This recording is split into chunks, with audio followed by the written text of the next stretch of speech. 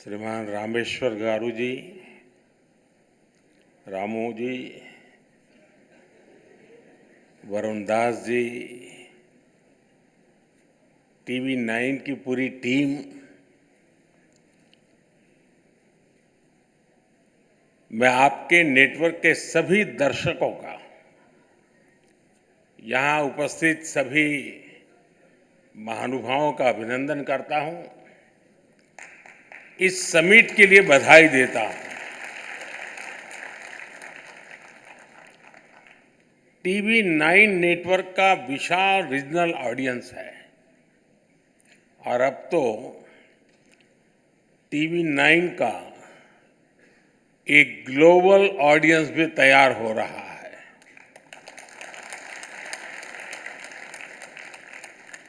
इस समिट में अनेक देशों से इंडियन डायस्पोरा के लोग विशेष तौर पर लाइव जुड़े हुए हैं।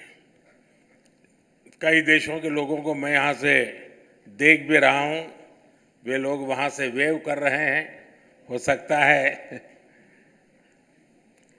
मैं सभी को शुभकामनाएं देता हूं।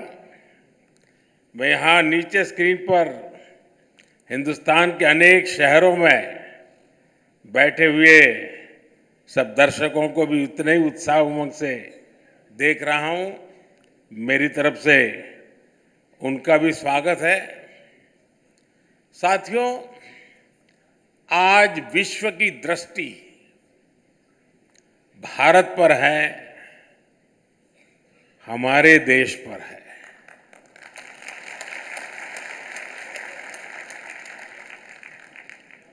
दुनिया में आप किसी भी देश में जाएं, वहां के लोग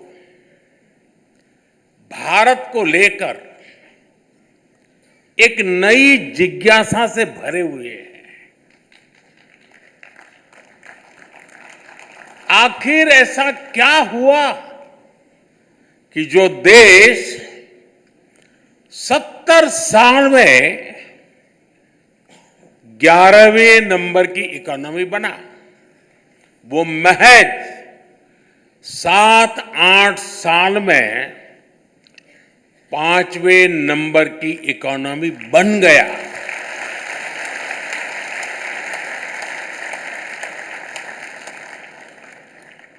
अभी आईएमएफ के नए आंकड़े सामने आए हैं। वो आंकड़े कहते हैं कि भारत दुनिया की एकमात्र मेजर इकोनॉमी है जिसने 10 वर्षों में अपने जीडीपी को डबल किया है।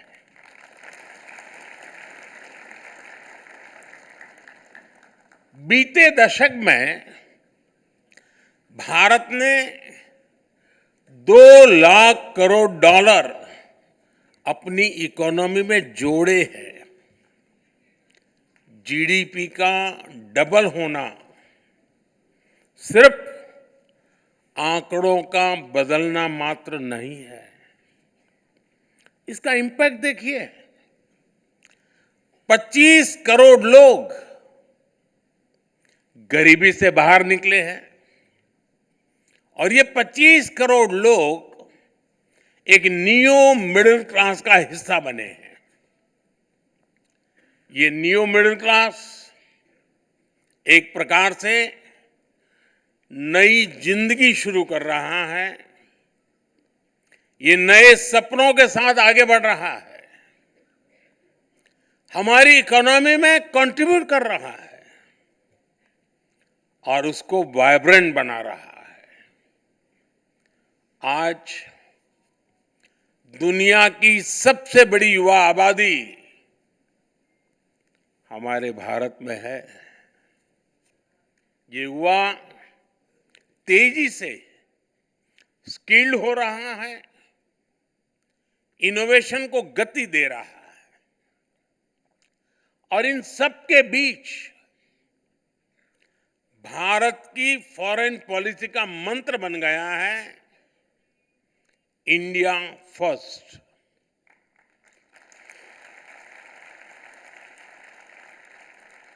एक जमाने में भारत की पॉलिसी थी सबसे समान रूप से दूरी बनाकर चलो, इक्वी डिस्टेंस की पॉलिसी। आज के भारत की पॉलिसी है सबके समान रूप से करीब होकर चलो,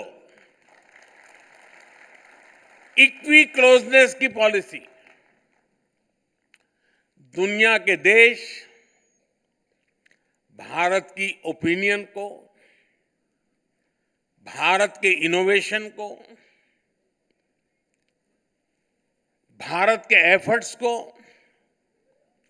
जैसा महत्व आज दे रहे हैं वैसा पहले कभी नहीं हुआ। आज दुनिया की नजर भारत पर है। आज दुनिया जानना चाहती है व्हाट इंडिया थिंक टुडे।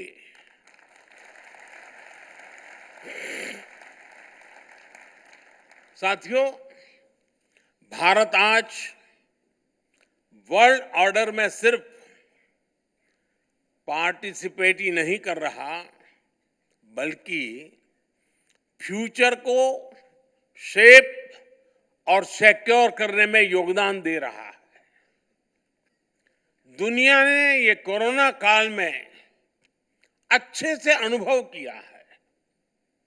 दुनिया को लगता था कि हर भारतीय तक वैक्सीन पहुंचने में ही कई कई साल लग जाएंगे, लेकिन भारत ने हर आशंका को गलत साबित किया।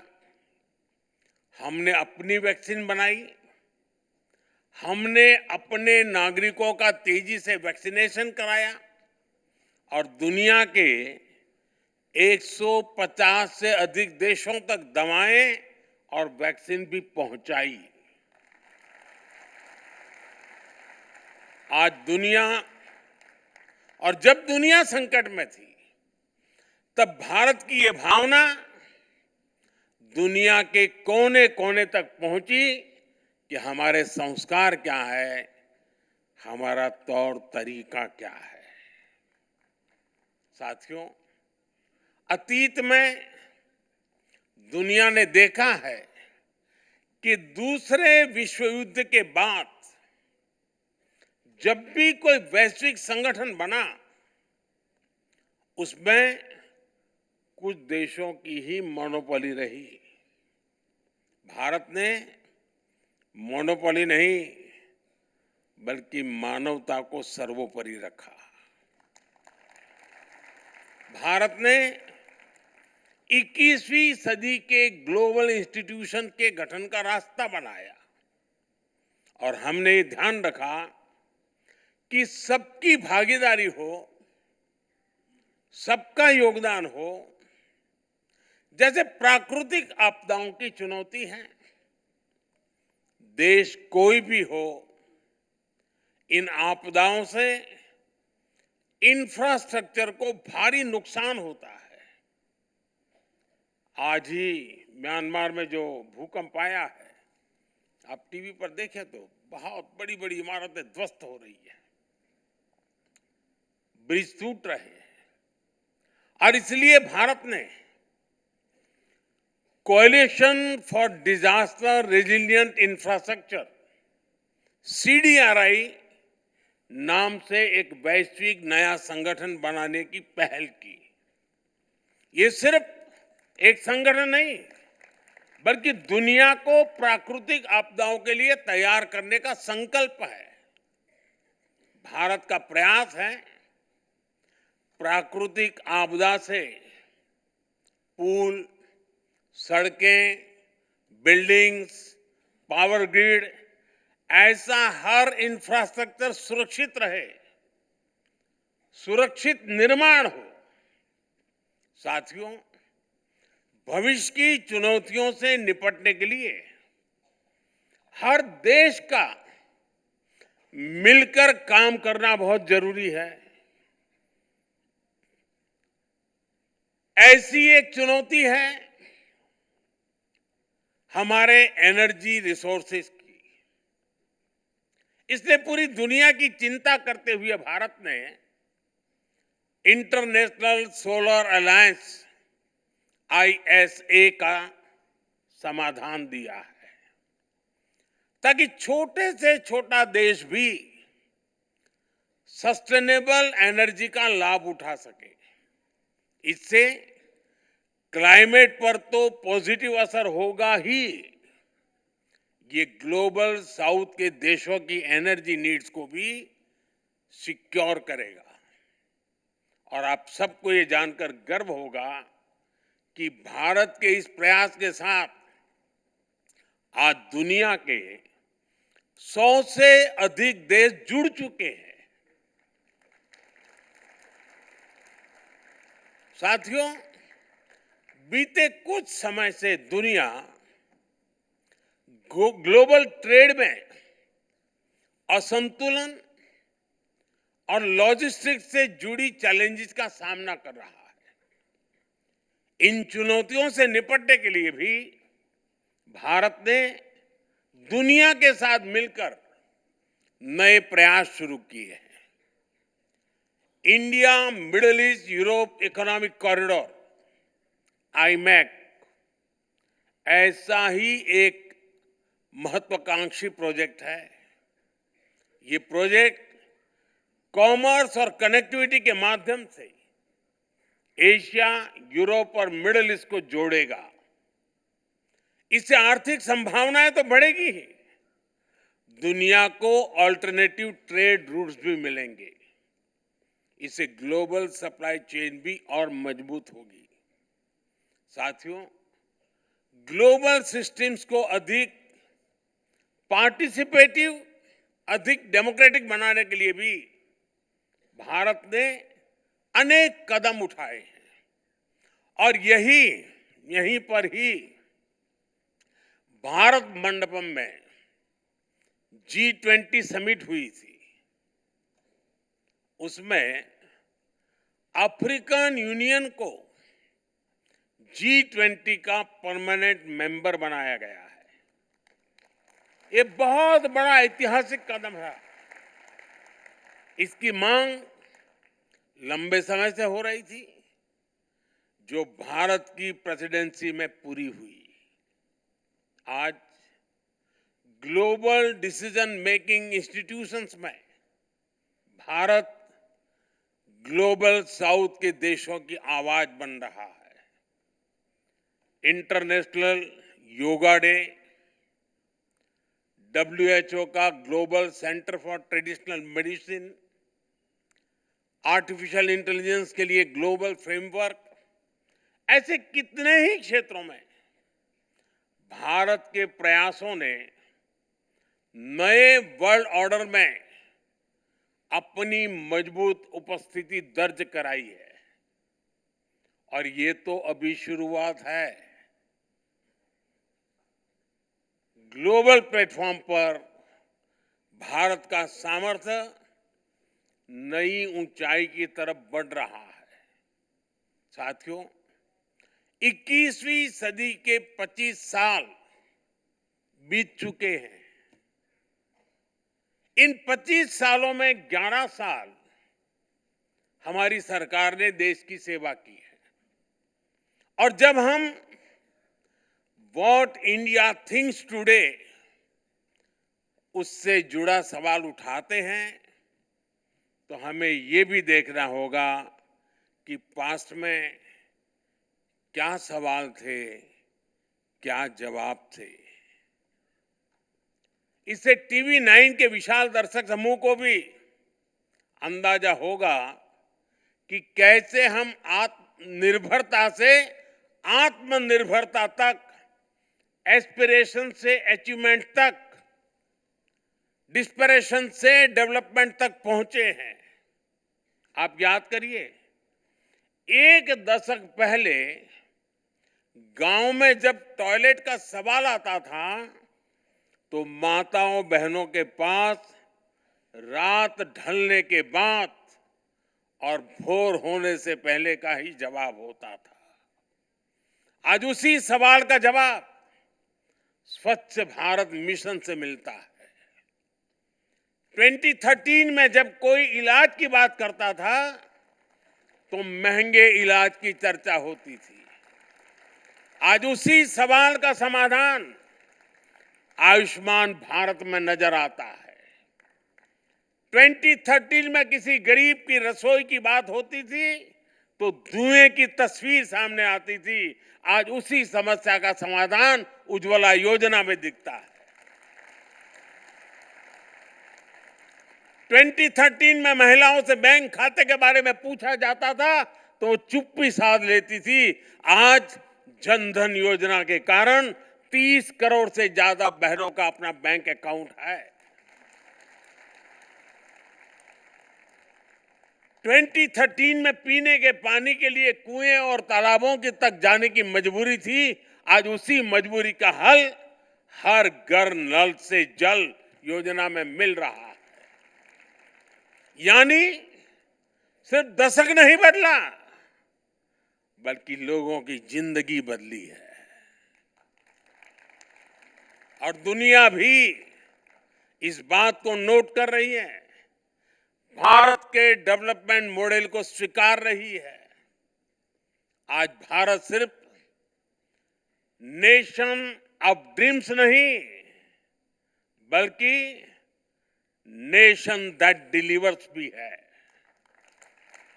साथियों, जब कोई देश अपने नागरिकों की सुविधा और समय को महत्व देता है तब उस देश का समय भी बदलता है।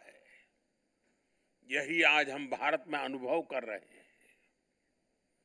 मैं आपको एक उदाहरण देता हूं।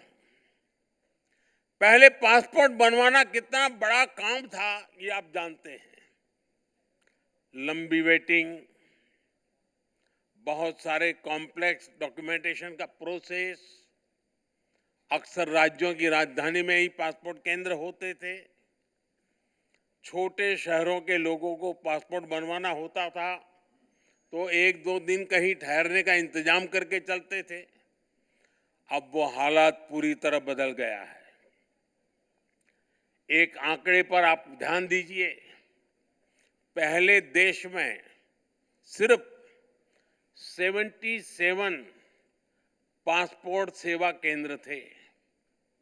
आज इनकी संख्या 550 से ज्यादा हो गई है। पहले पासपोर्ट बनवाने में, और मैं 2013 के पहले की बात करूं, मैं पिछली शताब्दी की बात नहीं कर रहा हूं।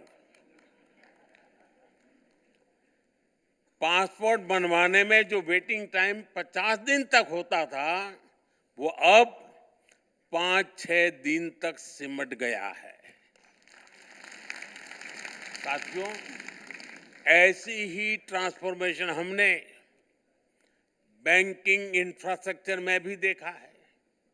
हमारे देश में 50-60 साल पहले बैंकों का नेशनलाइजेशन किया गया, ये कहकर कि इससे लोगों को बैंकिंग सुविधा सुलभ होगी।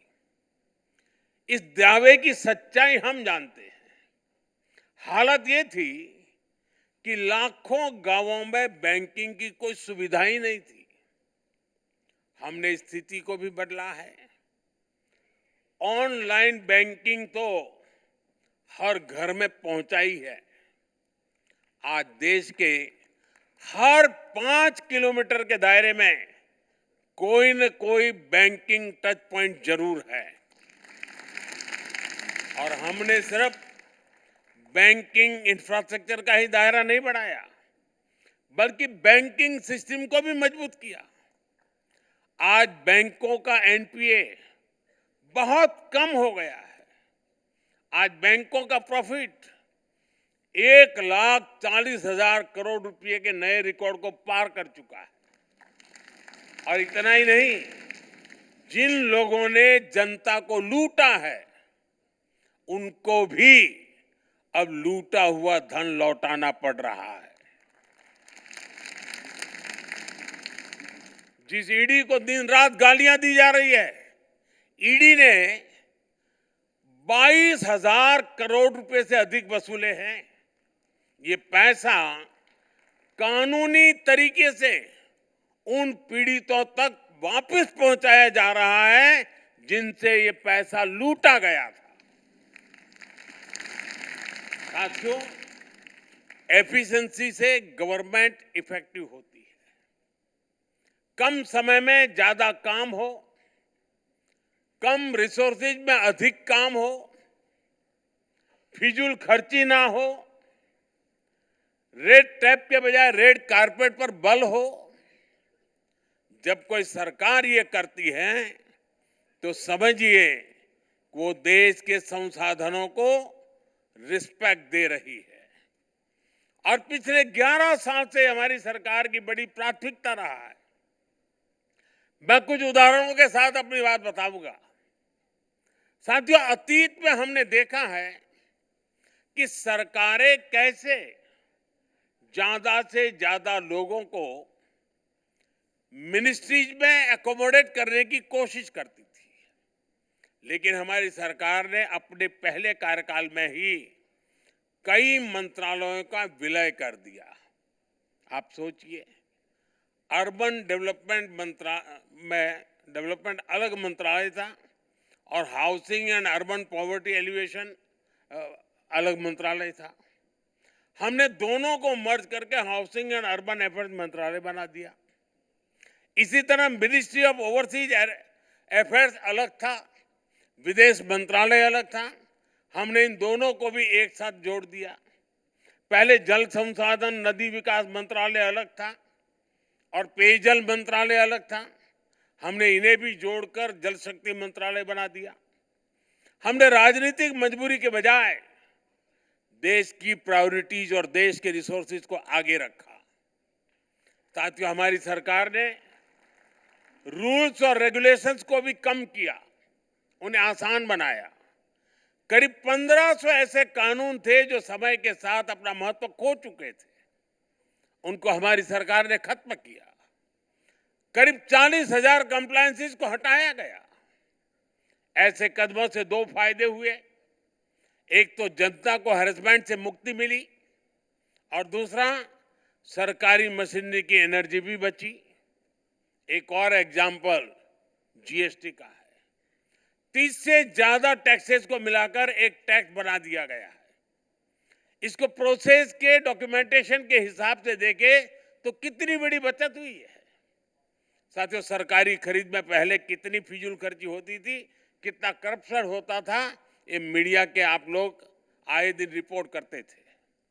हमने जेम यानी government e market place platform बनाया।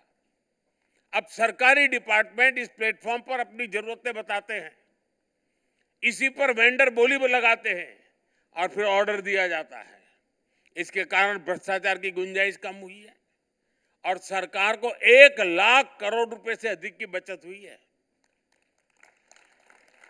डायरेक्ट बेनिफिट ट्रांसफर डीबीटी की जो व्यवस्था भारत ने बनाई है, उसकी तो दुनिया में चर्चा है।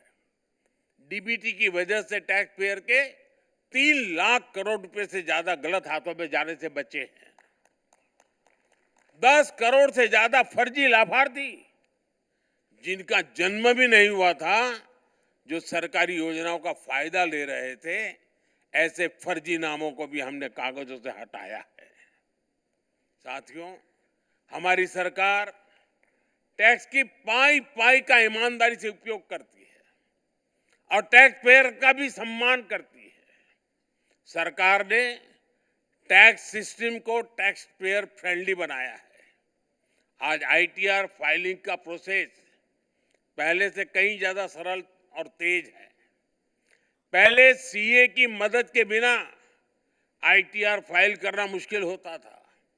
आज आप कुछ ही समय के भीतर खुद ही ऑनलाइन आईटीआर फाइल कर पा रहे हैं और रिटर्न फाइल करने के कुछ ही दिनों में रिफंड आपके अकाउंट में भी आ जाता है। फेसलेस असेसमेंट स्कीम की टैक्स पेयर्स को परेशानियों से बचा रही है। गवर्नेंस में एफिशिएंसी से जुड़े ऐसे अनेक रिफॉर्म्स ने दुनिया को एक नया गवर्नेंस मॉडल दिया है। साथियों, पिछले 10-11 साल में भारत हर सेक्टर में बदला है, हर क्षेत्र में आगे बढ़ा है और एक बड़ा बदलाव सोच का आया है। आजादी के बाद के अनेक दशकों तक भारत में ऐसी सोच को बढ़ावा दिया गया जिसमें सिर्फ विदेशी को ही बेहतर माना गया। दुकान में भी कुछ खरीदने जाओ तो दुकानदार के पहले बोल यही होते थे, भाई साहब लीजिए ना, ये तो इंपोर्टेड है। आज स्थिति बदल गई है। आज लोग सामने से पूछते हैं, भाई मेड इन इंडिया है या नहीं है।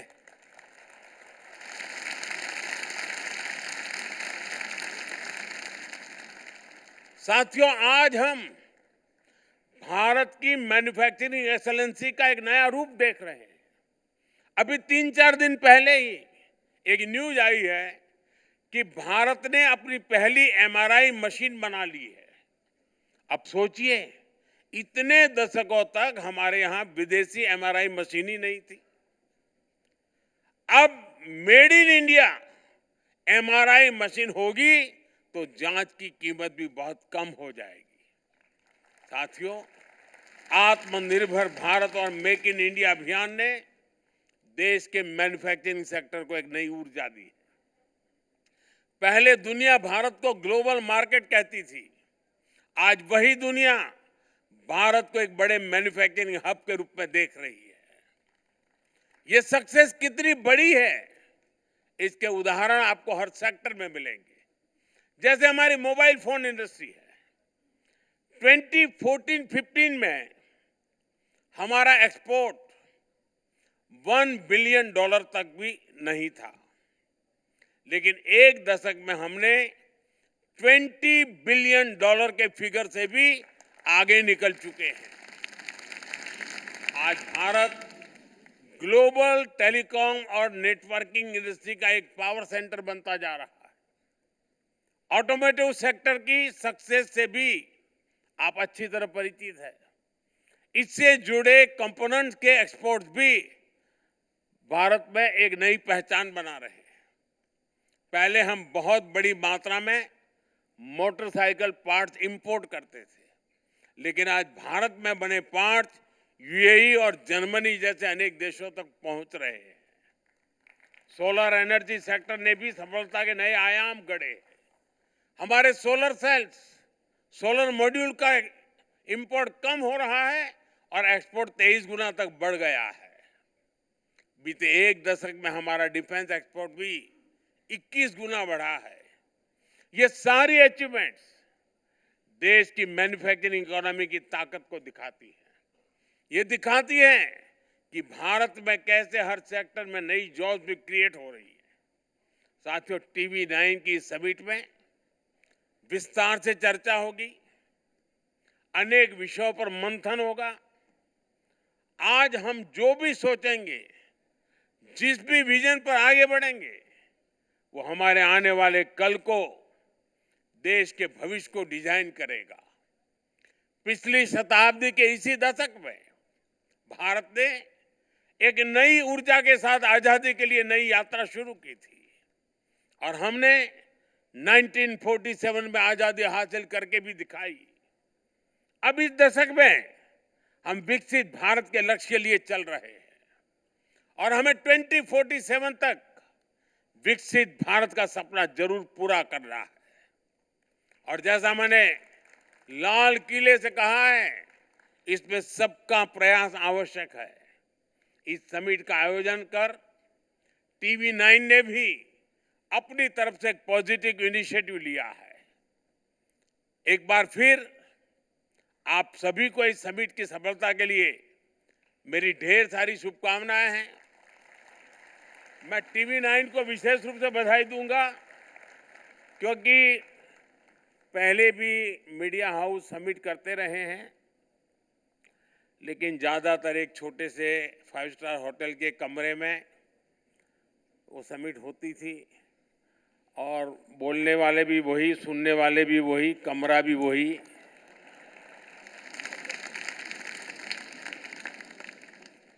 TV9 ने इस परंपरा को तोड़ा और ये जो मॉडल पेश किया है, 2 साल के भीतर भीतर देख लेना, सभी मीडिया हाउस को यही करना पड़ेगा।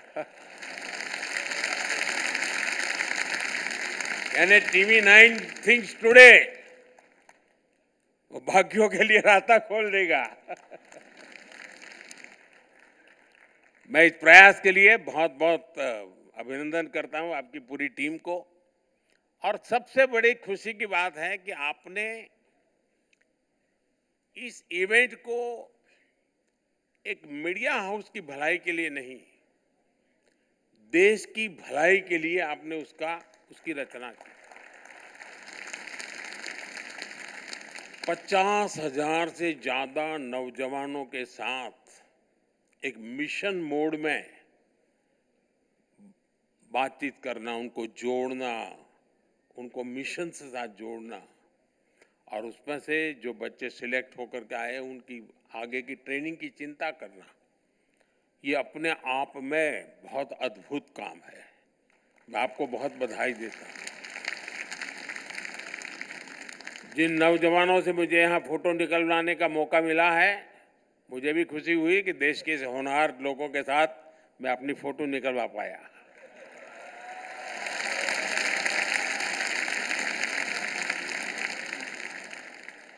मैं इसे अपना सौभाग्य मानता हूं दोस्तों कि आपके साथ मेरी फोटो आज निकली है।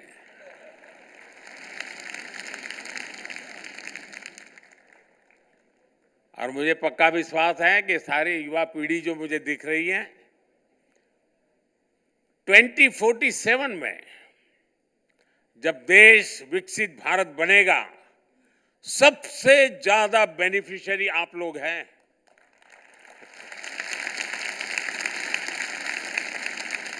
क्योंकि आप उम्र के उस पड़ाव पर होंगे जब भारत विकसित होगा, आपके लिए मौज ही मौज है।